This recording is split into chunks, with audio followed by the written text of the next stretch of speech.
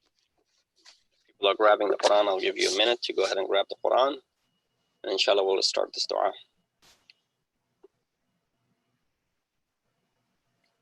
This is one of the most important Amaal of the night. Again, it has to do with Quran, which is revealed on this night. So we place this Quran in front of us, and then we place this Quran on our heads.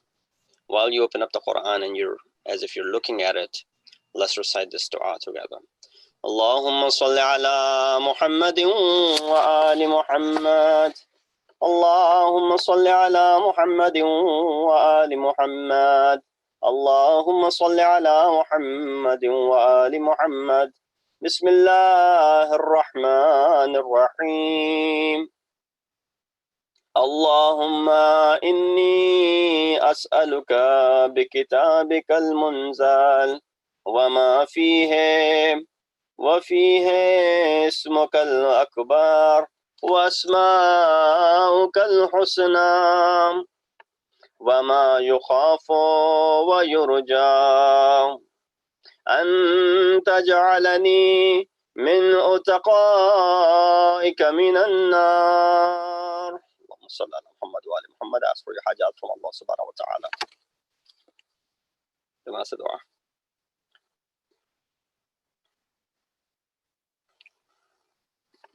Now place the Quran on your head and recite the following. Sir pe Quran rakhe. Allahumma salli ala Muhammadin wa ali Muhammad. Bismillahir Rahmanir Rahim. Allahumma bihaqqi hadhal Quran wa bihaqqi man arsaltahu bih وبحق كل مؤمن مدحته فيهم وبحقك عليهم فلا أحد أعرف بحقك منك بك يا الله بك يا الله بك يا الله بك يا الله بك يا الله بك يا الله بك يا الله بك يا الله بك يا الله بك يا الله بمحمد بمحمد بمحمد بمحمد بمحمد بمحمد بمحمد بمحمد بمحمد بمحمد بعلي بعلي بعلي بعلي بعلي بعلي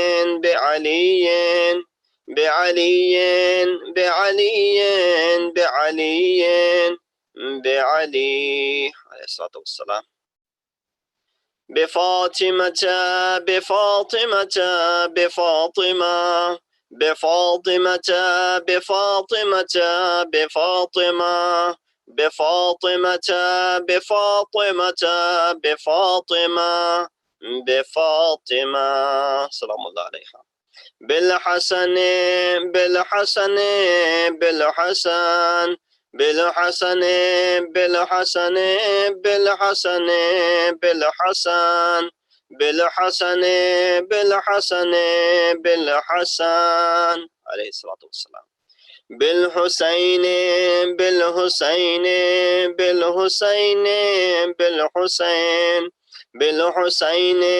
بالحسين بالحسين بالحسين بالحسين بالحسين عليه الصلاة والسلام بعلي بن الحسين بعلي بن الحسين بعلي بن الحسين بعلي بن الحسين بعلي بن الحسين بعلي بن الحسين بعلي بن الحسين بعلي بن الحسين بعلي بن الحسين بعلي بن الحسين بعلي بن الحسين عليهم الصلاة والسلام بمحمد بن علي بمحمد بن علي بمحمد بن علي بمحمد بن علي بمحمد بن علي بمحمد بن علي بمحمد بن علي بمحمد بن علي بمحمد بن علي بمحمد بن علي عليه الصلاة والسلام بجعفر بن محمد بجعفر بن محمد بجعفر بن محمد بجعفر بن محمد بجعفر بن محمد بجعفر بن محمد بجعفر بن محمد بجعفر بن محمد بجعفر بن محمد بجعفر بن محمد بموسى بن جعفر بموسى بن جعفر بموسى بن جعفر بموسى بن جعفر بموسى بن جعفر بموسى بن جعفر بموسى بن جعفر بموسى بن جعفر بموسى بن جعفر بموسى بن جعفر عليه الصلاة والسلام بعلي بن موسى بعلي بن موسى بعلي بن موسى بعلي بن موسى بعلي بن موسى بعلي بن موسى بعلي بن موسى بعلي بن موسى بعلي بن موسى بعلي بن موسى عليهم الصلاة والسلام بمحمد بن علي بمحمد بن علي بمحمد بن علي بمحمد بن علي بمحمد بن علي بمحمد بن علي بمحمد بن علي بمحمد بن علي بمحمد بن علي بمحمد بن علي عليهم الصلاة والسلام بعلي بن محمد بعلي بن محمد بعلي بن محمد بعلي بن محمد بعلي بن محمد بعلي بن محمد بعلي بن محمد بعلي بن محمد بعلي بن محمد بعلي بن محمد عليه الصلاة والسلام بالحسن بن علي بالحسن بن علي بالحسن بن علي بالحسن بن علي بالحسن بن علي بالحسن بن علي بالحسن بن علي بالحسن بن علي بالحسن بن علي بالحسن بن علي عليه الصلاة والسلام بالحجة بن الحسن بالحجة بن الحسن بالحجة بن الحسن بالحجة بن الحسن بالحجة بن الحسن بالحجة بن الحسن بالحجة بن الحسن بالحجة بن الحسن بالحجة بن الحسن بالحجة بن الحسن اللهم صل على محمد وعلى محمد. Ask for your hajat from Allah subhanahu wa ta'ala.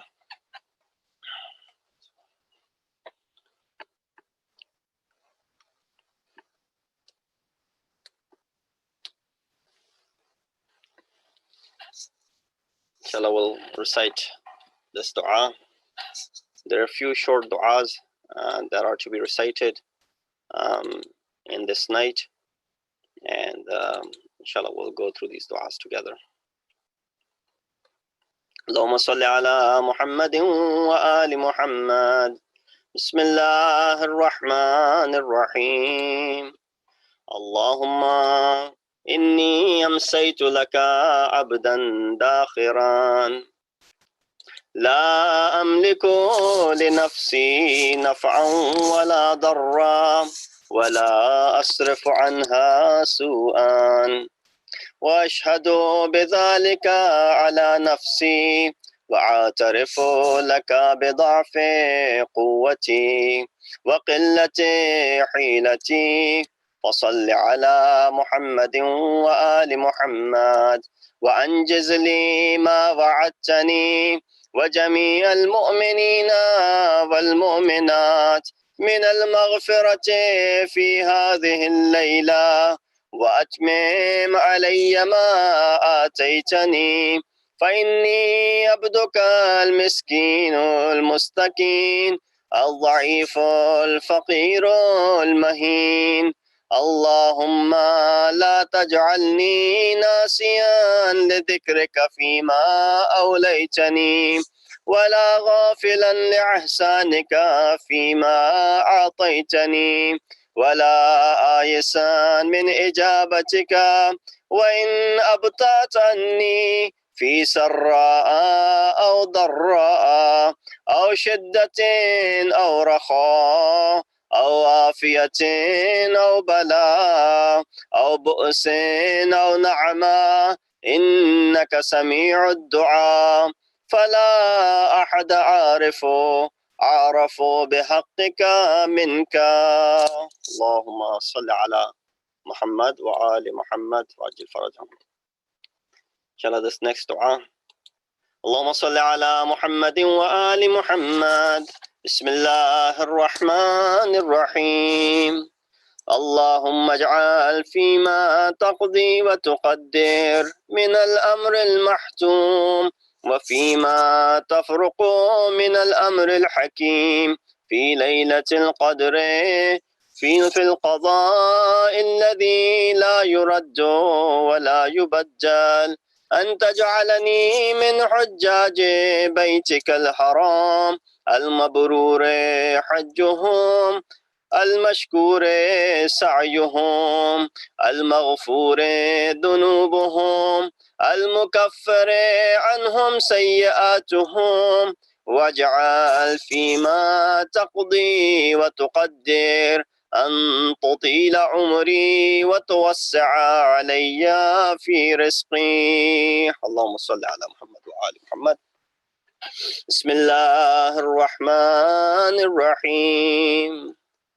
اللهم ارزقنا توفيق الطاعة وبعد المعصية وصدق النية وإرفان الحرمة وأكرمنا بالهدى والاستقامة وسدد ألسنتنا بالصواب والحكمة واملأ قلوبنا بالعلم والمعرفة وطهر بطوننا من الحرام والشبهة واكفف أيدينا عن الظلم والسرقة واغضض أبصارنا عن الفجور والخيانة واسدد أسماعنا عن اللغو والغيبة وتفضل على علمائنا بالزهد والنصيحة وعلى المتعلمين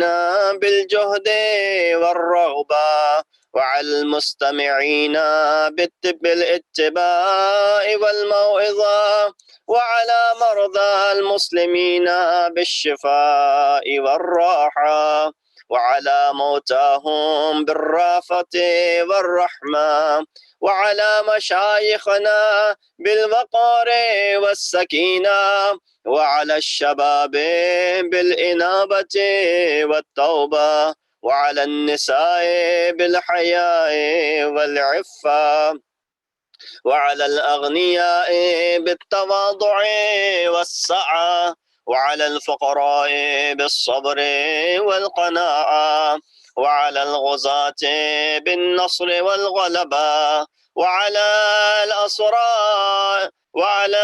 الأسراء بالخلاص والراحة وعلى الأمراء بالعدل والشفقة وعلى الرعية بالإنصاف وحسن السيرة وبارك للحجاج والزوار في الزاد والنفقة واقض ما أوجبت عليهم من الحج والعمرة بفضلك ورحمتك يا أرحم الراحمين. اللهم صل على محمد وعلى محمد. Santum Jazakumullah khair for all of those who took part. May Allah subhanahu wa ta'ala accept your Amaal. Inshallah, we will continue with the program. And why, is there anything else you wanted to add?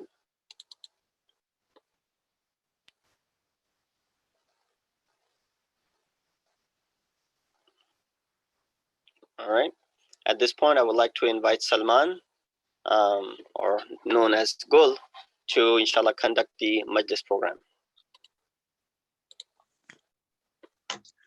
خواتین و حضرات السلام علیکم ورحمۃ وبرکاتہ. Alaikum salam.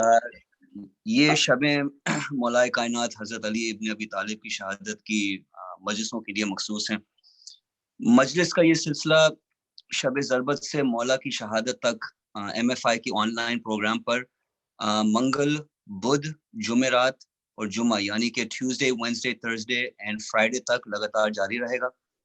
مجلسوں کا وقت آپ حضرات ایم ایف آئی کی بھیجی ہوئی ای میل پر چیک کر سکتے ہیں.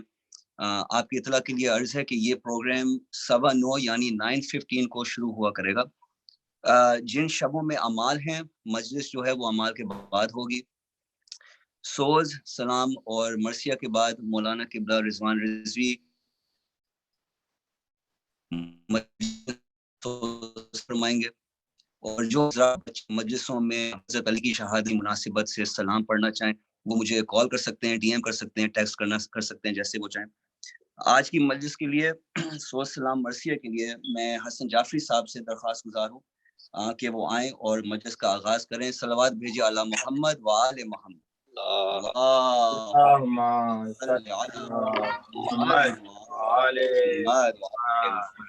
ایک مرتبہ اور بابا سے بلند صلوات بھیج دیجیے گا.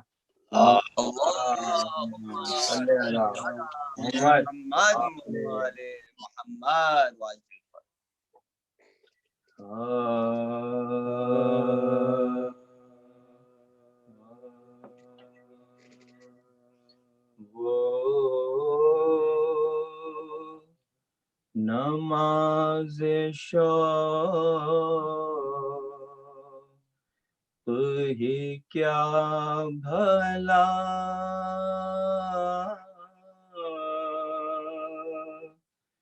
جو لہو سے اپنے وضو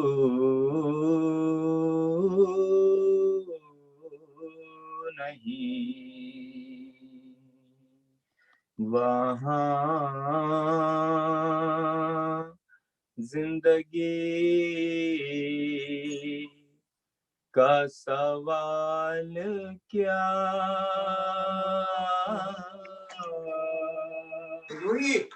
جہاں تیغ بے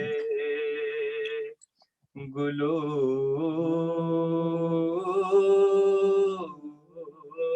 نہیں، ہو درود لاکھوں حسین پر، ہو سلام لاکھوں حسین پر، ہو درود لاکھوں حسین پر، ہو سلام لاکھوں حسین پر. وہ کشش ہے نام حسین میں جو ابل نہ جائے لہو نہیں، وہ نماز شوق ہی کیا بھلا جو لہو سے اپنے وضو نہیں. ایک درود بھیجیے محمد و آل محمد پر. اللہم صلی علی محمد و سلام کے چند اشعار آپ کی خدمت میں عرض ہے.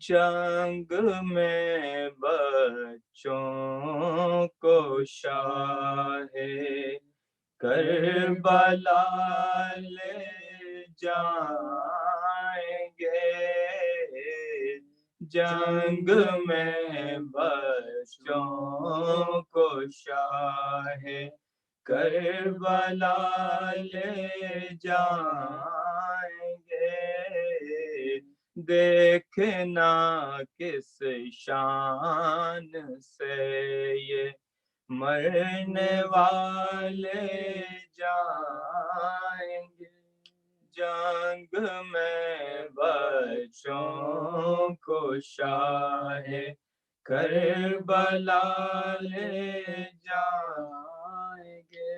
اغل ہے فوج شام میں عباس کو پانی نہ دو، غل ہے فوج شام میں عباس کو پانی نہ دو، ان کے تیور کہتے ہیں دریا اٹھا لے جائیں گے، جنگ میں بچوں کو شاہ کربلا لے جائیں گے، اور راہ حق میں اپنا سارا گھر لٹا دیں گے حسین، راہ حق میں اپنا سارا گھر لٹا دیں گے حسین، نوجوان جب مر چکیں گے گود والے جائیں گے، جنگ میں بچوں کو شاہ کربلا لے جائیں گے، اور جنگ اکبر دیکھ لیا صبر عابد دیکھنا، جنگ اکبر دیکھ لیا صبر عابد دیکھنا، پاپ آدھا شام تک اہل جفا لے جائیں گے، جنگ میں بچوں کو شاہ کربلا لے جائیں گے، اور یہ نہ سمجھو ساری دولت نظر مولا کر چکے، یہ ابھی جھولے سے اصغر کو اٹھا لے جائیں گے، جنگ میں بچوں کو شاہ کربلا لے جائیں گے، اور قوت باطل کے آگے سر یہ جھکنے کا نہیں، دوہرے دوہرے توق بھی گردن میں ڈالے جائیں گے، جنگ میں بچوں کو شاہ کربلا لے جائیں گے، اور نجم اڑ اڑ کر ہماری خاک کے ذرے ہمیں، نجم اڑ اڑ کر ہماری خاک کے ذرے ہمیں، یا نجف لے جائیں گے یا کربلا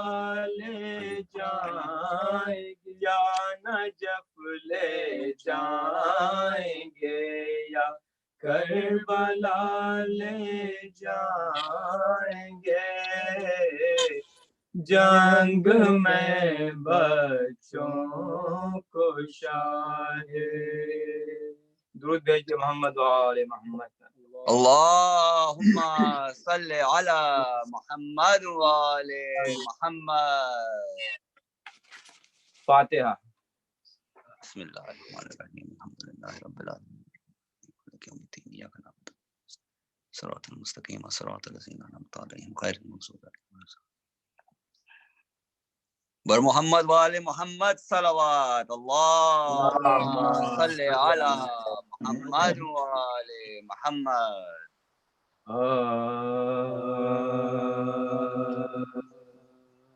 زخمی ہوئے جو حیدر صفدر نماز میں شمشیر ظلم چل گئی سر پر نماز میں گلگوں ہوئی جبین منور نماز میں سر تا قدم لہو سے ہوئے تر نماز میں سر تا قدم لہو میں ہوئے تر نماز میں صدمہ ہوا یہ سن کے صغیر و کبیر کو زخمی کیا نماز میں کل کے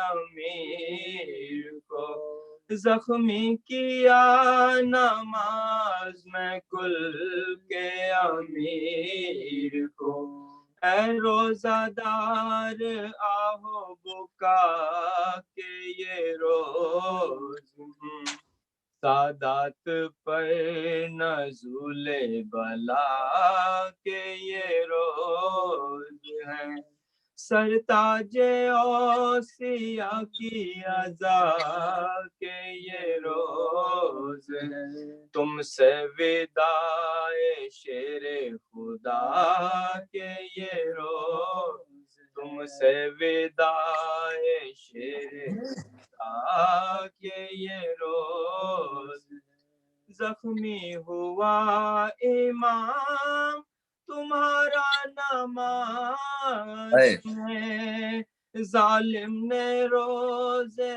دار کو مارا نماز ظالم نے روزے دار کو مارا نماز ماہ مبارک کے رمضان اور خدا کا گھر تڑکا وہ نور کا وہ شبے قدر کی سحر پیش خدا وہ سجدے میں شیر خدا کا سر اور ہائے تیغ ظلم کی ضربت وہ فرق پر اور ہائے تیغ ظلم کی ضربت وہ فرق پر فوار خون کے زخم میں جبی سے بہا کیے سجدے میں مولا رب العالی کہا کیے سجدے میں مولا رب العالی کہا کیے مسجد جو پہنچے دوڑ کے حسنین خوش صفات ڈوبی ہوئی لہو میں ملی کشتی نجات ماتھے پہ خون باپ کا مل کر کہی یہ بات ہائے ہائے اٹھایا قبلہ کعبہ پہ کس نے ہاتھ ہائے ہائے اٹھایا قبلہ کعبہ پہ کس نے ہاتھ رلوایا نانا جان کو دارالسلام میں، بن باپ کا کیا ہمیں ماہ سیام میں، بن باپ کا کیا ہمیں ماہ سیام میں، باندھا حسن نے زخم سرے شاہ ذوالجلال، بولے علی کے اور کسو درد ہے کمال، شبر نے جب کسا تو کیا پھر وہی مقال، پھر چست باندھ کر یہ پکارا وہ خوش سال، پھر چست باندھ کر یہ پکارا وہ خوش سال، اب درد کیسا اے اسد ذوالجلال ہے، ہاتھوں سے سر پکڑ کے کہا وہی حال ہے، ہاتھوں سے سر پکڑ کے کہا وہی حال ہے، پہنچا جو لاشا شاہ مرداں قریب گھر، بے ساختہ نکل پڑی زینب برہنہ سر، بعد اس کے یوں ہی آئے تھے اکبر کی لاش پر، یہ واقعہ تھا باپ کا وہ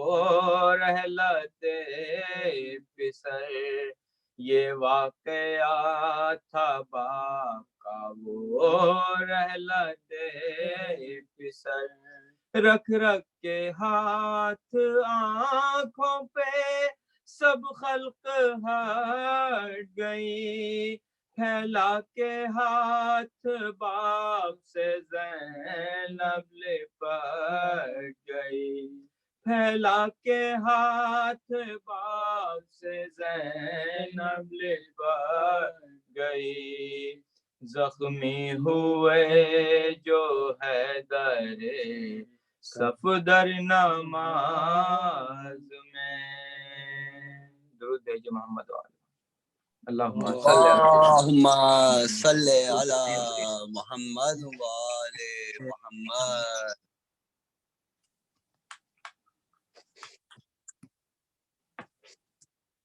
حسن جعفری صاحب بہت بہت شکریہ آپ کا، مولا آپ کو سلامت رکھے، تھینک یو ویری مچ۔ خواتین حضرات، جیسے پہلے ذکر کیا تھا کہ یہ مجلسوں کا سلسلہ شب ضربت سے لے کے مولا کی شہادت تک ایم ایف آئی کی آن لائن پروگرام پر جاری رہے گا، ٹیوزڈے، وینسڈے، تھرسڈے، فرائیڈے کو لگاتار جاری رہے گا۔ اور جو حضرات یا بچے، ایک دفعہ پھر کہوں گا، جو مجلسوں میں حضرت علی کی شہادت کی مناسبت سے سلام پڑھنا چاہیں وہ مجھے کانٹیکٹ کر سکتے ہیں۔ ایک بار صلوات بھیجیے علی محمد وآل محمد، اللہم صل علی محمد وآل محمد۔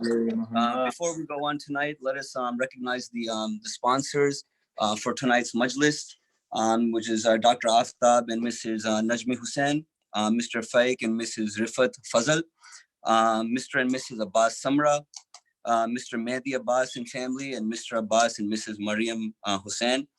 And also darkhast hai for Dua Said for Miss Farida Sayed. She is the mother of Dr. Amir Rizvi. She was I believe she's in RWJ right now. تو ایک 5 دفعہ بسم اللہ الرحمن الرحیم، اما یجیب المضطر اذا دعا یکشف السوء، اما یجیب المضطر اذا دعا یکشف السوء، اما یجیب المضطر اذا دعا یکشف السوء، اما یجیب المضطر اذا دعا یکشف السوء، اما یجیب المضطر اذا دعا یکشف السوء، بر محمد وآل محمد صلوات، اللہم صلی علی محمد وآل محمد۔ اب میں درخواست کرتا ہوں کہ مولانا رضوی سے کہ وہ زیر منبر ہوں، بر محمد وآل محمد صلوات، اللہم صلی علی محمد وآل محمد۔ Thank you very much. Salman for conducting the program. MashaAllah. أعوذ بالله من الشيطان الرجيم بسم الله الرحمن الرحيم الحمد لله رب العالمين الصلاة والسلام على أشرف الأنبياء والمرسلين خاتم النبيين بالقاسم محمد وأهل بيته الطيبين الطاهرين المعصومين الذين أذهب الله عنهم الرجس وطهرهم تطهيرا. أما بعد فقد قال الله تبارك وتعالى وقوله الحق وهو أصدق القائلين بسم الله الرحمن الرحيم حاميم والكتاب المبين إنا أنزلناه في ليلة مباركة إنا كنا منظرين فيها يفرق كل أمر حكيم صدق الله العلي العظيم. Salam alaikum wa rahmatullahi wa barakatuhu.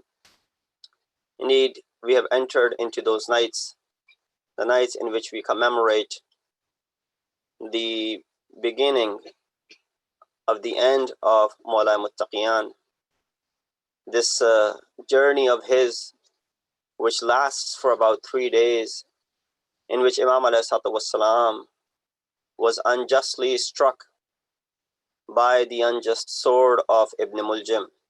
May Allah's curse and Allah take away his mercy from him.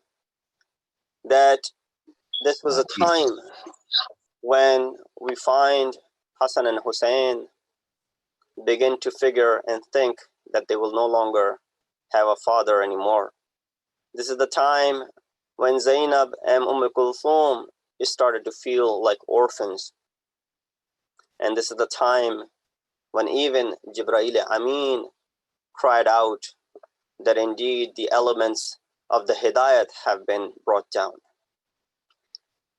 But nonetheless, this gives us an opportunity to reflect on the time and reflect on the life of that faithful and Amir al-Mu'mineen, that commander of the faithful, that individual who was perfect from all aspects of his life. That's why, beautifully uttered by a shair, he said that indeed, O Ali, you are the markaz of different sifat and attributes. Usually, these different sifat cannot be confined to an individual, but we see that it is all within you, O Ali. And this includes someone who was brave when he entered the battlefield. This includes someone who was at the peak of hikmat and ilm and knowledge. And therefore we see the loads of information and knowledge that is associated with this Imam of ours. This was someone who was the best of the friends you could ever find and imagine. This was someone who would, sit with you and who would console you. And people actually doubted that it is the same Ali. Is it the same Ali who would be standing in the mihrab at night time, weeping and crying with tazarru, begging in front of Allah subhanahu wa ta'ala. And then when comes the daytime, the same Ali upon whose face you don't see any sorrow whatsoever. There's this smile on his face that you cannot say if it's the same person who was last night showing such tazarru in the bargah of Allah subhanahu wa ta'ala. Wow. Therefore, we find that this individual is someone who encompasses all of these different sifat, which may be azdad, which may be opposite for other individuals and may not be found in other individuals. And for that individual, we have gathered, although virtually, to commemorate the beginning of his shahadat. Month of Ramadan is the month of ibadat, is a month for dua, month of supplication, month of fast, a month in which Allah subhanahu wa ta'ala closes the doors of hell and makes the doors of heaven wide open. It is the month in which Allah subhanahu wa ta'ala puts shaitan into shackles. The physical iblis is put into shackles. It is the month in which Allah subhanahu wa ta'ala bestows his choosest, most important of his mercies and blessings upon us. Therefore, if we can't take this opportunity and utilize it, then we won't be able to utilize any of the bounties of Allah subhanahu wa ta'ala. while we're focusing on the ibadat aspect of this month, while we're focusing on the fact that we are in this month of Ramadan, while we are commemorating the shahadat of Maulana Muttaqiyan, but these are the nights in which Quran was also revealed. These are the nights in which are considered to be Layali al-Qadr, the nights of Qadr. Therefore, utilize these nights. We performed brief Amaal. Tonight, what I wanted to do and discuss with you, that very briefly these ayat that I recited for you from Surah Dukhan, which is in fact one of the surahs that is to be recited during the Amaal of Laylatul Qadr. And inshallah on the night of 23rd, we will be reciting this surah. In the first couple of ayat, Allah subhanahu wa ta'ala, when He begins this surah, He begins with huruf muqatta'at. He begins with the abbreviated alphabets. He says, Ha-Mim wal kitab al-mubin. Ha-Mim, we do not know what the meaning of the word Ha-Mim would be. But right after that, we see that Allah subhanahu wa ta'ala is taking an oath by this book which He has revealed, by the manifest book. He says, Inna anzalnahu fi laylatin mubarakah. Indeed, we have revealed this book on this blessed night. Inna kunna munzirin. That we have been warning mankind, and through this book, we are going to warn him as well. Fiha yufraqu kullu amrin hakim. And you find in it every definite matter is resolved in this book. So therefore, consider yourselves to be lucky, extraordinarily lucky, that Allah subhanahu wa ta'ala chose you to be the recipients of this book. Allah subhanahu wa ta'ala chose you to be the individuals who are, inheritors of this book. When the Holy Prophet Hazrat Muhammad Mustafa sallallahu alayhi wa alihi wasallam, when he came down, when he received these instructions, and Jibreel came down with these instructions, this is the word of Allah subhanahu wa ta'ala, and Allah has chosen to speak to you. And therefore, one of the narrations mentions that it is the night of Qadr in which the entirety of Quran was revealed. It is the night of Qadr, during the last 10 nights of the month of Ramadan, is when Allah subhanahu wa ta'ala revealed this Quran in its entirety into the heart of the Holy Prophet. So therefore, let's go over a few words so that we understand this ayah better. Allah begins with the word Ha-Mim, and I mentioned before that we don't know what this word Ha-Mim means. But then right away we find that Allah subhanahu wa ta'ala uses wal kitab al-mubin, that by the book which is a manifesting book. This book which is revealed on this night, Inna anzalnahu fi laylatin mubarakah, which is revealed on this blessed night. What is this blessed night? Mubarakah, from the word barakah, means unfaltering good, opposite of nahas. Therefore, Quran is revealed at the best and the blessed time. In some verses, the nuzul of verse with adhab is considered to be nahas, such as فَأَرْسَلْنَا عَلَيْهِمْ رِيحًا صَرْصَرًا فِي أَيَّامٍ نَحِسَاتٍ, that indeed we sent upon them this devastating wind, in which days which were nahas, days which were not very good. Therefore, if it is a time is nahas, it is due to the devastating events that have taken place. And therefore, we find in our books of Jantari as well, we are very particular when it comes to the Amaal and the things that we want to perform, which is good, especially when it comes to time for selecting a date for a big event in your life. You make sure that you do it on a day which is not nahas. So how are we determining that these days are nahas and these days are not nahas? All the days are created by Allah subhanahu wa ta'ala, so by that virtue they're all good. But there are certain events, as I mentioned, فَأَرْسَلْنَا عَلَيْهِمْ رِيحًا صَرْصَرًا فِي أَيَّامٍ نَحِسَاتٍ, that we sent upon them this devastating wind which destroyed them In which days? Days which were nahis, days which were not so good. Therefore, there are certain days which might not be suitable for certain things. And therefore, especially the days which mark the commemoration and the shahadat of Masumeen alayhimu salatu wassalam. So you would definitely want to avoid doing anything in reference to, which is an opening of a business, buying of a house, getting married, or anything big for that matter. You would want to avoid doing it on the days which are not by the virtue of itself, but because of the fact that certain events that took place, which took the barakat of that day away. And therefore, there's no longer any barakat in that day if you were to go ahead and perform an action, hoping for the blessings from Allah subhanahu wa ta'ala. So that is the concept of it, that we find there are certain days which are nahis. There are certain days which are sa'ad. Majority of them are sa'ad, which are good, but some of them are also not so good.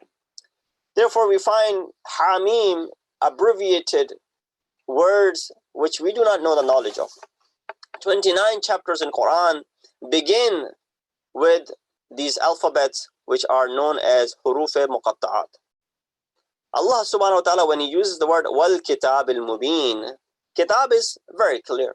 Kitab refers to this book that Allah subhanahu wa ta'ala has revealed. This book which is Quran Kareem, right? Which is revealed on this night. So Quran has many names. One of them is Quran. One of them is Furqan. One of them is Dhikr. And here also Allah subhanahu wa ta'ala just uses the same old word as kitab. That ذَلِكَ الْكِتاب over there in Surah Baqarah, and kitab al-mubin over here. But the adjective that is associated with the word kitab is important to understand over here. That this is a clear, mubin comes from ibana, which means clear and obvious, manifesting book. That means it's very clear as far as the ahkam that are mentioned in it. Yes, as any book, there are features in it which might be ambiguous to you because you do not possess the proper knowledge. That does not mean the book is not clear and crystal. It is crystal clear. It's just that for those who are ulul albab and those who are ahl basirat. So Quran is mubarak from all aspects. If you remember, I mentioned that in the nights we were discussing Quran, so I won't repeat that aspect of Quran which makes it mubarak, from the aspect who revealed it, from the aspect who received it, from the aspect who brought it down. And when it came down, all of these features are mubarak and blessed. So the question that arises is that if Quran was revealed on the night of Qadr, and then it's revealed for the period of 23 years in the life of the Holy Prophet, what does that mean? How do you put a parallel between the two? That at one point you're saying it is revealed on this night, and at one point you're saying that it is revealed, over the period of 23 years. Which all is correct? Which one is correct? Which one should we take? Well, both of them are correct. Allah subhanahu wa ta'ala revealed this Quran all at once on the night of Qadr. Inna anzalnahu fi laylatil Qadr. I mentioned that in the previous years as well, on the nights of Qadr, whenever I spoke about Quran, that the word anzalna and nazzalna is used. Anzalna refers to the instantaneous revelation of Quran, whereas nazzalna refers to tanzil of Quran, which is the gradual revelation of Quran. Therefore, Allah subhanahu wa ta'ala did not say, Inna nahnu nazzalna dhikra wa inna lahu lahafidhun. He did not say, Inna nahnu anzalna dhikra, that we reveal this Quran all at once and we are the protectors of this Quran, because that at once was revealed into the heart of the Prophet. So it is protected there. It does not require any protection when it's revealed to the heart of the Holy Prophet. But when it's revealed over the period of 23 years, this tanzil requires the protection from Allah subhanahu wa ta'ala, so that Quran could not be manipulated and could not be tampered with. So that's one revelation, which is instantaneous on the night of Qadr. And the second revelation, which is for the period of 23 years. Maybe, just came up that 23 years and the night of 23rd, maybe these two go together, and therefore on the night of 23rd, we perform the big Amaal, considering that to be the night of Qadr. And then it's revealed for the period of 23 years. Could be. But how do you put a parallel between the two? It's very easy. Take an example, just like, you bring a suitcase full of things. So you go ahead and you hand over the suitcase full of things to someone, your family member. They receive it, and then they unravel the suitcase one by one, things they take out from it. Maybe they need some of the stuff from it, so they take out that stuff and they use it, and then they close the suitcase again. And then they go take out something else from it the very next day. Or they empty out the suitcase gradually by taking things out one by one. It belongs to this person, it belongs to that person, it belongs to so-and-so, and that's how they empty it out. So with that example, you understand, giving it all together and then unraveling it, both of them go together. So that could be a parallel between how this Quran is revealed all at once and then how it is revealed gradually. Prepare your body, prepare your soul for the nights of Qadr in order to attain Almighty's grace and blessings. Night of Qadr is better than 1,000 months, 83 years to be exact. Night in which Quran was revealed in its entirety. Night of 19th is called decision making, Laylatul Taqdeer, rather. Night of 21st is called the consenting, Laylatul Ibram. And the night of 23rd is called Laylatul Imda, which is the stamp of approval signed by the Imam. In these nights, we will decide, it will decide for us, every mankind, their affairs, as the ayat was referring to. يُفْرَقُ فِيهِمْ. And the sustenance is also determined on this night. So therefore, don't squander this opportunity you've been given. Although you might be at home, you're not at masjid, which is the optimum place to be in at the time when you're talking about Quran and when you're in the nights of Qadr. But still, make your houses to be small masajids and imam bargas. Convert them into, in these days and nights, a little, masjid and imam barga, where you sit with your family and you listen to the lecture, you do the dhikr, you do the Amaal, and you perform all of these actions as if you were in the masjid yourself. So make sure that you hold those etiquettes as well. Just the same way when you come to masjid, you sit and you attentively, perform all the actions. Now when you're sitting behind the screen and you're sitting at homes, make that same adjustment, that you are in your proper, behavior, you are wearing proper clothes which are, in line with the Majalis Aza, so that your Aza is shown not just from your heart, but also from your physical being. And you're sitting attentively and you are performing these Amal. That way, at least you're showing your readiness that regardless of what happens, oh Allah, we are not going to let this opportunity that you have given to us slip by us. Therefore, it is incumbent upon us to use maximum ability for welcoming these nights which are Rabbani, nights which are from our Lord, and our Lord demands that we beg and we ask and we make dua and we supplicate to Him. Amir al-Mu'mineen, Imam al-Muttaqeen, Ali ibn Abi Talib alayhi salatu wassalam, every night for him was kind of like night of Qadr. The way he would stand up in worship, in prayer, he would stand in the mihrab, performing the ibadat all night long. Every night he considered to be the night of Qadr, and the night in which you can travel and access those hidden secrets in the bargah of Allah subhanahu wa ta'ala. And therefore it becomes that much easy on these particular nights. So there are a few actions that have to be performed in order to attain that maximum, benefit from it. Inshallah, I will mention some of those things in the nights to come. But these nights also belong to Quran Natiq. While this night belongs to Quran Samit, which was revealed to the Prophet. And then it was the duty of the Prophet to explain this. هو الذي بعث في الأميين رسولا منهم يتلو عليهم آياته ويزكيهم ويعلمهم الكتاب والحكمة. That he was there to recite the ayat, he was there to purify the people, he was there to teach them the ilm and the book and give them the hikmat. And after the departure of the Holy Prophet, this task of explanation lies with the Ma'sumin.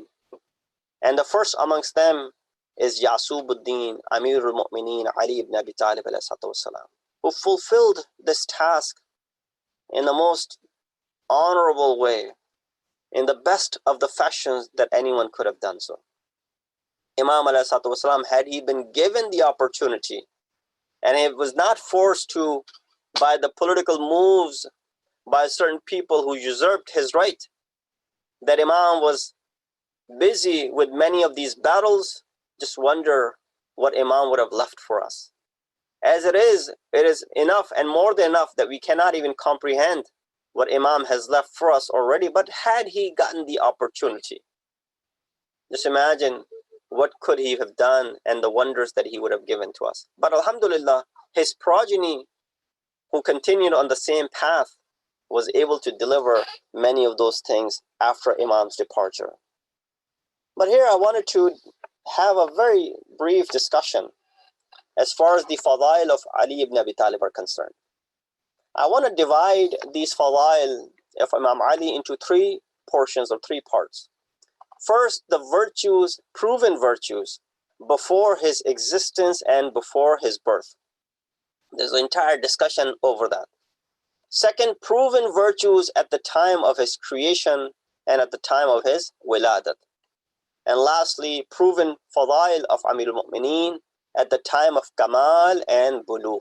These are the only three that I will be able to get to tonight, but inshallah, moving forward, I will bring more of these from the life of Amir al-Mu'mineen.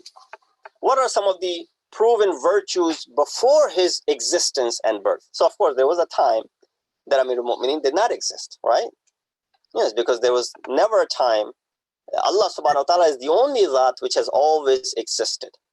Everything else, everyone else came into existence afterwards. So there was a time when Amir al-Mu'mineen did not exist.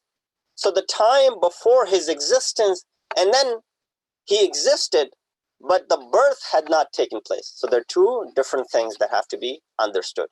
Existence, and you should not be worrying about this, and you should not be astonished, because all of us existed prior to our births. Our souls were created. In fact, there was covenant that was taken from our souls.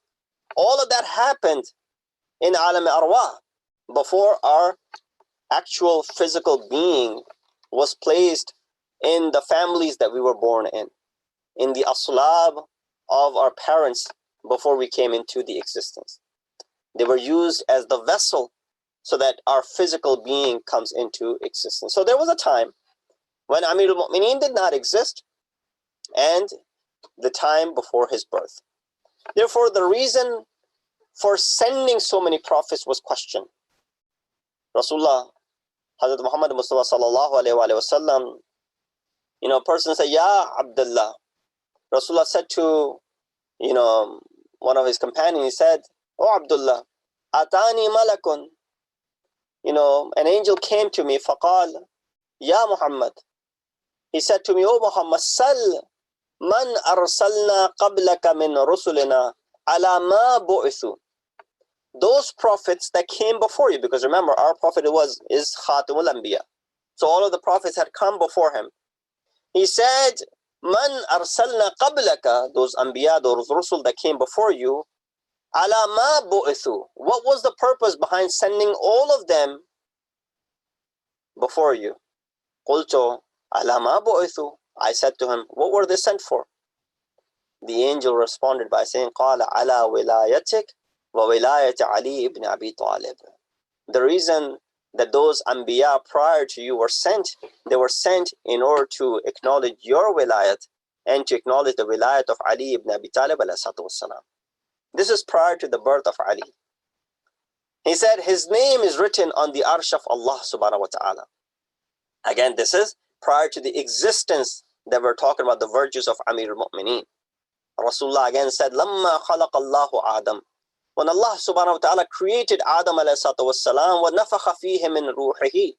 And when he blew his soul into the body of Adam, atasa Adam sneezed. Faqala, Alhamdulillah. He said, as we usually refer and we usually say, Alhamdulillah after sneezing. فَأَوْحَى اللَّهُ إِلَيْهِ. Allah subhanahu wa ta'ala gave wahi to him. Hamid Hamidtani abdi wa izzati wa jalali. And he said, Lawla abdani. If there wasn't for the two of my servants, uridu an akhluqahuma, that I want to create, that I haven't created yet. So again, prior to the creation of Rasulullah and Amir al-Mu'mineen.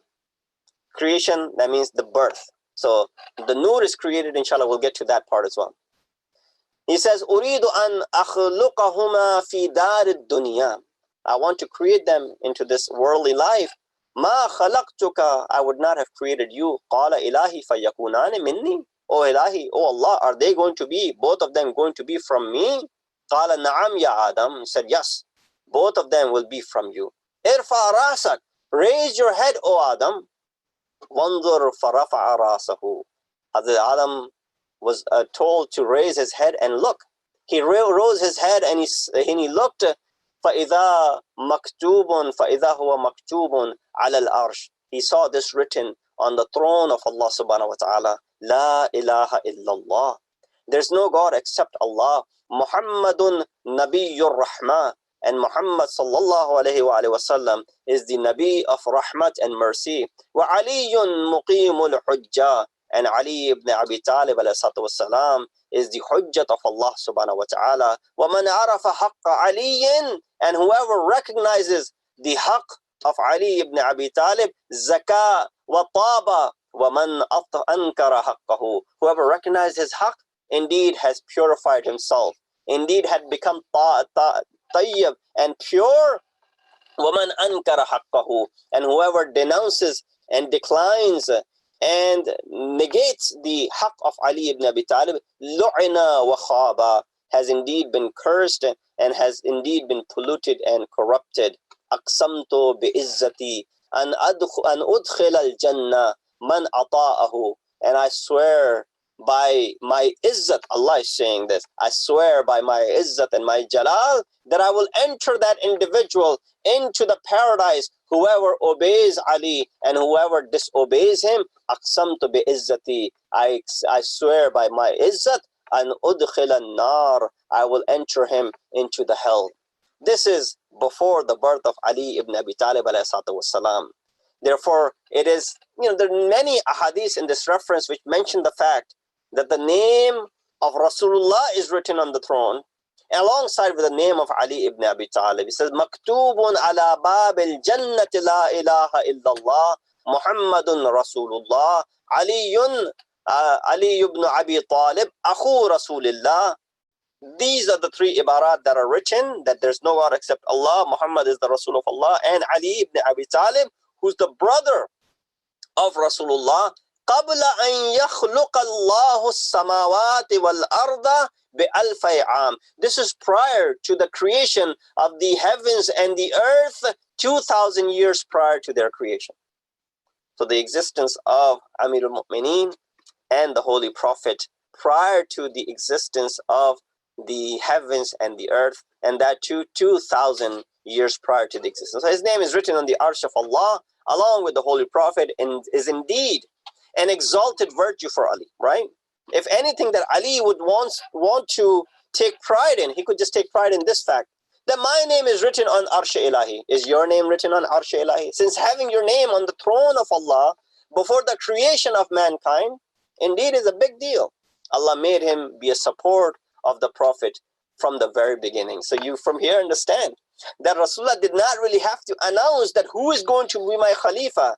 Allah subhanahu wa ta'ala had already written that on his throne before the creation of mankind, before he even sent the first Nabi onto the face of the earth. Third is the Prophet and Ali are created from the same nur. This is a very famous hadith, which the Holy Prophet is again the one who's narrating it. He says, Ana wa Ali ibn Abi Talib min nurin wahid. Me and Ali ibn Abi Talib are from the same nur. He said, Rasulullah said, Kuntu ana wa Aliyun nuran bayna yadi Allah. Me and Ali were the nur and the anwar. Remember the discussion that we have on nur for about 4 nights? We had this discussion on 4 nights in the, 4 or 5 nights ago, when we were speaking about that ayat of Surah Nur, in which we had spoken that Allah subhanahu wa ta'ala, when He gives this example, how He spoke about this Nur, and this is the same discussion over here. He said, Kuntu ana wa aliyun nuran bayna yadi Allah azza wa jal. Me and Ali are that nur which is, bayna yadi Allah, in front of Allah subhanahu wa ta'ala.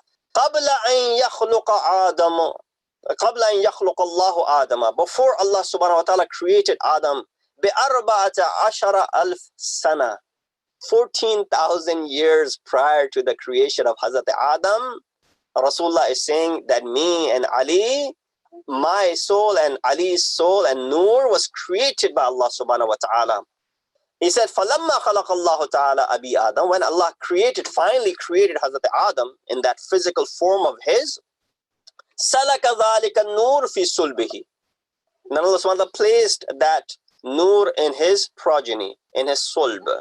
So فَلَمْ يَزِلِ اللَّهُ يَنْقُلُهُ مِنْ صُلْبٍ إِلَى صُلْبٍ حَتَّى أَقَرَّهُ فِي صُلْبِ عَبْدِ الْمُطَّلِبِ. And this Nur transferred from one sulb to another, from one loin to another, from one person to another, until it reached Abdul Muttalib. ثُمَّ أَخْرَجَهُ مِنْ صُلْبِ عَبْدِ الْمُطَّلِبِ. Then he brought it out from the sulb and the loins of Abdul Muttalib. فَقَسَمَهُ قِسْمَيْنِ. And then he divided into two parts. قِسْمًا فِي صُلْبِ عَبْدِ اللَّهِ. One part of it was in the sulb of Abdullah, and the second part was it in the sulb of Abi Talib. فَعَلِيٌّ مِنِّي وَأَنَا مِنْهُمْ. And therefore Ali is from me, and I am from Ali. He said, لَحْمُهُ لَحْمِي وَدَمُهُ دَمِي. His flesh is my flesh, his blood is my blood. مَنْ أَحَبَّهُ فَيُحِبُّنِي أُحِبُّهُ وَمَنْ أَبْغَضَهُ فَيُبْغِضُنِي أُبْغِضُهُ. Whoever loves him, indeed I love him, and whoever has grudge against him, indeed holds grudge against me. And there are other fadail that are associated with it.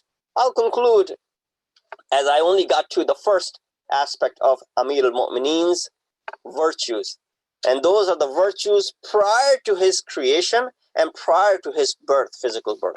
So again, we explained the two things. So the one who has these virtues prior to his creation and prior to his existence, just imagine how many virtues he will have when he is born and comes into this life. Allama Hamid Hussain, Sahib Abaqatul Anwar, in his book, he says this hadith proves the Imam, his Wisayat, his Khilafat, all of them are proven through this very hadith. And then he goes ahead and explains how it is proven, and he stipulates the Khilafat of Imam Ali. It has appeared in similar fashion in the words of the group of scholars from Ahl Sunnah, فَفِيَّ النُّبُوَّةِ وَفِي عَلِيٍّ الْخِلَافَةِ. That in this hadith, in Rasul is the Nubuwwat, and in Ali is the Khilafat. He stipulates the Visaya and the successorship of Imam Ali, as it appears in the riwayat, فَأَخْرَجَنِي نَبِيًّا وَأَخْرَجَ عَلِيًّا وَصِيًّا. That Allah indeed brought me out as a Nabi, and Allah subhanahu wa ta'ala brought Ali out as the Wasi. And angels and others have learned the tasbih through this nur. I will do iktifa and remain content with the amount that I have mentioned, as there's so much to still discuss and so much to still mention. And alhamdulillah, I have a few nights ahead of me, and hopefully I'll be able to get to all of these matalib and be able to lay it in front of you, inshallah, so that we can all benefit from it. But this is also the night. This was the last Ramadan for Amir al-Mu'mineen, a Ramadan that Imam was anticipating and waiting for, a Ramadan in which Imam did not have any qarar. Imam would always, in fact from the very beginning, can Ali not keep account? Of course he can. He has solved the most difficult of the problems. You think he has difficult time keeping the count? But why is it that he kept asking his sons, how many days from Ramadan have passed? And how many days from the Ramadan still remain? And they would respond that, oh father, 13 days from Ramadan have passed. And oh father, 17 days from Ramadan have remained. And then Ali would ask the same question at a later time, and they would go ahead and say the same thing. He would ask first from his son, Imam Hassan al-Mujtaba, that how many days from Ramadan have passed. And then he would ask his son, Imam Hussein, how many days remain. Of course, when you know how many days have passed, it's easy for you to figure out how many days that remain. But Ali was trying to send the message that this was not an ordinary time for him. He realized and he knew, in fact, he knew about his shahadat prior to it happening. If I can just go in the background of where it all began. Ali ibn Abi Talib, in the 4 years of his Khilafat al-Zahiri, he faced battles after battles. Battle of Siffin, Battle of Jamal, and then a result of that Battle of Nahrawan, in which Imam ﷺ, there came about group of people who were considered to be Khariji or Khawarij, who opposed both Ali and Amir of Sham. They did not want to side with either one. How sad was their choice? How sad were they when they were making that sort of choice? And where was their intellect when they were thinking in this way that they don't want to be with Ali ibn Abi Talib? Had they forgotten that Rasulullah had said on numerous occasions, Aliyun ma'al haqq wal haqqu ma'a Ali, Aliyun ma'al Quran wal Quranu ma'a Ali. In fact, when he said al haqqu ma'a Aliyun ma'al haqq wal haqqu ma'a Ali, in fact, haqq revolves around Ali. Ali does not have to go after the haqq. Haqq comes after Ali ibn Abi Talib. So when that's the case, have they forgotten? But these people who separated, they got together, person by the name Bakr ibn Amr or Umar ibn Bakr, Bark ibn Abdullah, and Ibn Muljim. These three got together and they decided that we're going to go ahead and kill those people who were part of this battle of Siffin, whom there was, Baina Hakaman, there was issue was given, and we sided with neither one, and Ali, who killed us in the battle of Nahrawan. And when we look at it from that aspect, we see that how they made this covenant to go ahead and take care of these three who were part of it. One of them is Ali ibn Abi Talib, second one is Amr As, third is Amir Sham. And each one set out to go ahead and kill their particular one. Ibn Muljim chose to kill Amir al-Mu'minin. They decided the date when they will go ahead and attack at the same time, although they were all in three different locations. And they agreed upon the date would be 17th of Ramadan or 18th. And then the time comes. The night of the 19th comes. Amir al-Mu'minin is feeling it already. You hear this all the time, that he was at the house of his daughter, breaking his fast. This was the habit of Imam Ali, that he would break the fast in the house of one of his daughters every night. So this was the night when he was in the house of Bibi Kulsum, Salamullah alayha. And all that discussion where she placed more than one things onto the sufra. And Imam reminded her that your father has never eaten more than one thing at a time. So replace one of the things, remove one of the things. And in that condition, Imam broke his fast. And then you could see this. I don't want to call the word istirar, because Imam is never mustarib. But maybe this istirab is eagerness to see his Lord, because he realizes that there isn't much time left for him. He could tell when he would walk outside, he would see the skies, the dark skies. He would see the different signs of the birds and even some of the ducks, some of the animals that were inside the house. When Imam ﷺ would go outside, he would utter some words that this is a very dark night. A night which will bring sorrow. Imam Hassan would say, "Oh my father, don't utter the words which bring bad omen." Imam said, "I'm not uttering the words of bad omen. I'm telling you the truth, that this night is going to bring darkness." He said, don't go to the masjid today if you don't feel well. Imam says, this is the destiny that has to be taken care of. Imam sets his foot out of the house. Even the animals and the birds in the house, they don't want Ali going. Who would want to lose an Imam like Ali ibn Abi Talib? Yet Imam makes his way. He goes outside. He makes his way to the masjid. Ibn Muljim had already settled in to the city of Kufa. He was already in the house of that lady Hutam, who had promised him that if you kill Ali ibn Abi Talib as a meher for me, I will marry you. So she placed the killing of Ali to be her meher. Why? Because Amir al-Mu'mineen had killed her father and her brother in the battle of Nahrawan. So she was thirsty for the blood of Ali. She said, my meher would be the blood of Ali. And so Ibn Muljim was ready for it. He makes his way to the masjid. As Amir al-Mu'mineen, some riwayat mentioned that he was already in the masjid. Some riwayat mentioned that no, after he heard the adhan, he entered into the masjid. And this is where he waited and waited until that moment. Some riwayat mentioned that Ali actually picked him up and he awakened the people who were sleeping in the masjid. And one of these people was Ibn Muljim.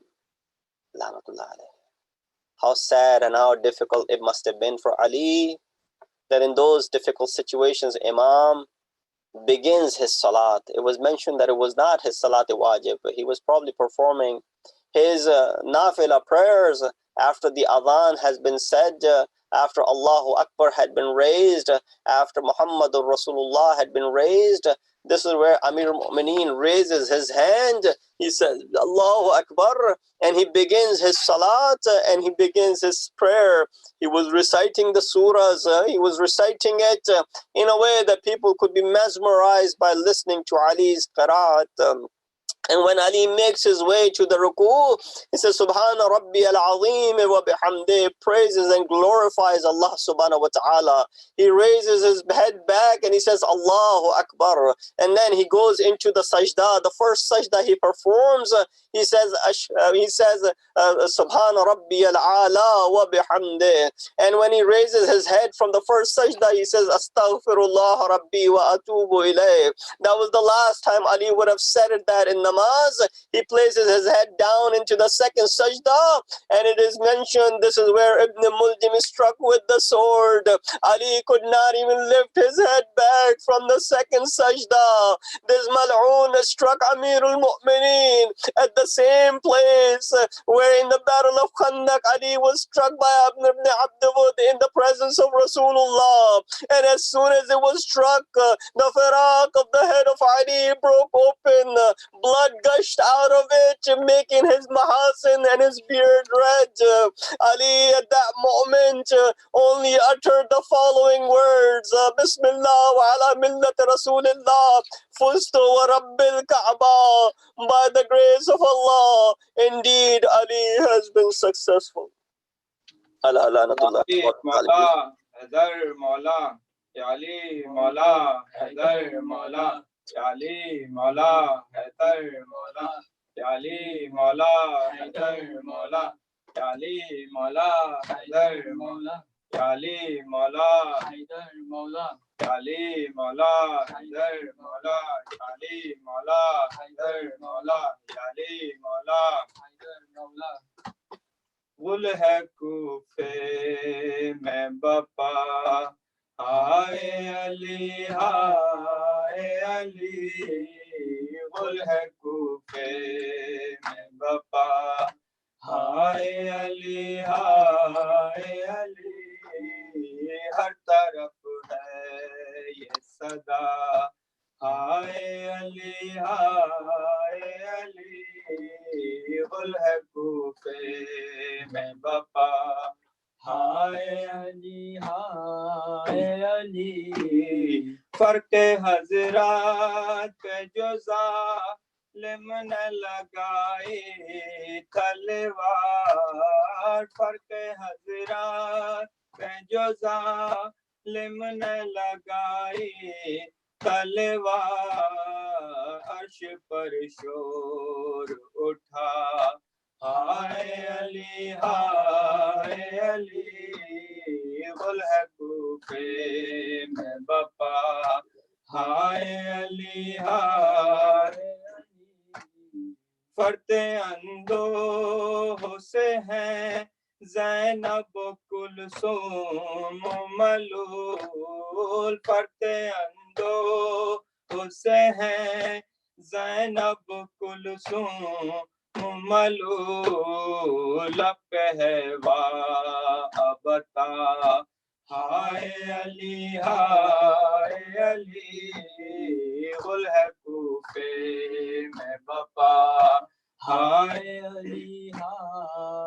علی چار سو کوچاؤ بازار میں ہے ایک کوہرام چار سو کوچاؤ بازار میں ہے ایک کوہرام کہتے ہیں اہل ولا ہائے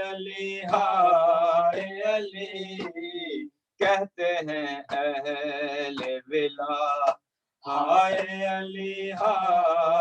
علی گل ہے کوفے میں بپا ہائے علی بسر سر ہے حسن چاک گریباں ہے حسین خاک بسر سر ہے حسن چاک گریباں ہے حسین ہوں میں مصروف بقا ہائے علی ہوں میں مصروف بکا ہائے علی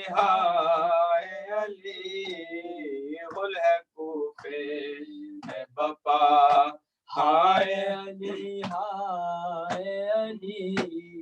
نوحہ گر یوں ہے مساکین و یتیم و مجبور نوحہ گر یوں ہے مساکین و یتیم و مجبور کوئی اپنا نہ رہا ہائے علی گل ہے کوفے میں بپا ہائے علی کیسا بے درد شقی تھا بن ملجم بخدا کیسا بے درد شقی تھا بن ملجم بخدا رحم کھایا نہ ذرا ہائے علی رحم کھایا نہ ذرا ہائے علی گل ہے کوفے میں بپا ہائے علی خلد میں پیٹ کے سر کہتے ہیں زہرا نبی خلد میں پیٹ کے سر کہتے ہیں زہرا نبی ظلم کیسا یہ ہوا ہائے علی ظلم یہ کیسا ہوا ہائے علی گل ہے کوفے میں بپا ہائے علی ایک کوہرام ہوا بز میں ازا میں ضامن ایک کوہرام ہوا بز میں ازا میں ضامن روکے جب ہم نے کہا ہائے علی روکے جب ہم نے کہا ہائے علی گل ہے کوفے میں بپا ہائے علی ہے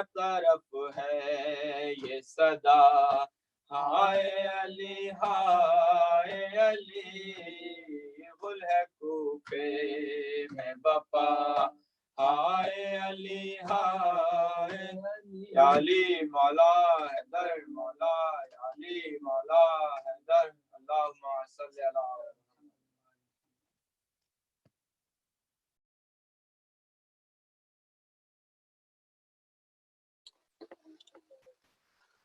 Is Salman around? I guess Salman left.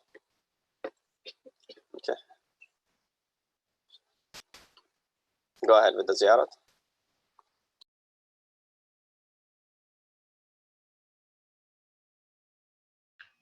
Ziyarat Makhsoos for the nights of Shabe Qadr.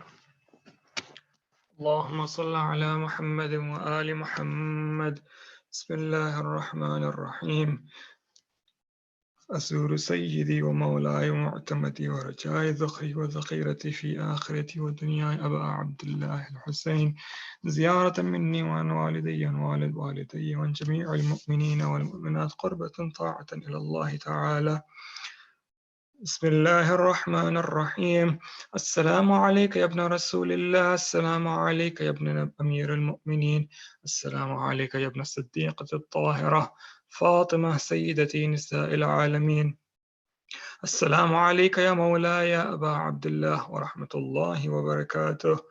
أشهد أنك قد أقمت الصلاة وآتيت الزكاة وأمرت بالمعروف ونهيت عن المنكر وتلوت الكتاب حق تلاوته وجاهدت في الله حق جهاده وصبرت على الأذى في جنبه محتسبا حتى أتاك اليقين. أشهد أن الذين خالفوك وحاربوك والذين خذلوك والذين قتلوك ملعونون على لسان النبي الأمي وقد خاب من افترى. لعن الله الظالمين لكم من الأولين والآخرين وضاعف عليهم العذاب الأليم. أتيتك يا مولاي يا ابن رسول الله زائرا عارفا بحقك مواليا لأوليائك معاديا لأعدائك مستبصرا بالهدى الذي أنت عليه عارفا بالضلالة من خالفك فاشفع لي عند ربك. السلام عليك يا حجة الله في أرضه وسمائه. صلى الله على روحك الطيب وجسدك الطاهر وعليك السلام يا مولاي ورحمة الله وبركاته. زيارة حضرة علي أكبر عليه السلام. السلام عليك يا مولا وابن مولا ورحمة الله وبركاته. لعن الله من ظلمك ولعن الله من قتلك وضاعف عليهم العذاب الأليم. زيارة الشهداء. السلام عليكم أيها الصديقون، السلام عليكم أيها الشهداء الصابرون. أشهد أنكم جاهدتم في سبيل الله وصبرتم على الأذى في جنبه ونصحتم لله ولرسوله حتى أتاكم اليقين. أشهد أنكم أحياء عند ربكم ترزقون. فجزاكم الله عن الإسلام وأهل أفضل جزاء المحسنين وجمع بيننا وبينكم في محل النعيم. زيارة حضرة عباس عليه السلام. السلام عليك يا ابن أمير المؤمنين. السلام عليك أيها العبد الصالح المطيع لله ولرسوله. أشهد أنك قد جاهدت ونصحت وصبرت حتى أتاك اليقين. لعن الله الظالمين لكم من الأولين والآخرين وألحقهم بدرك الجحيم. السلام عليكم جميعا ورحمة الله وبركاته. السلام عليك يا مولا وابن مولا، السلام عليك يا غريب الغرباء. السلطان أبو الحسن علي بن موسى الرضا كن شفيعنا وشفيع والدينا في يوم الجزاء ورحمة الله وبركاته. السلام عليك يا صاحب العصر والزمان، السلام عليك يا خليفة الرحمن، السلام عليك يا شريك القرآن، السلام عليك يا كعبة الإيمان، السلام عليك يا إمامنا وإمام الإنس والجان. عجل الله تعالى فرجك وسهل الله تعالى مخرجك وظهورك ورحمة الله وبركاته. اللهم صل على محمد وآل محمد.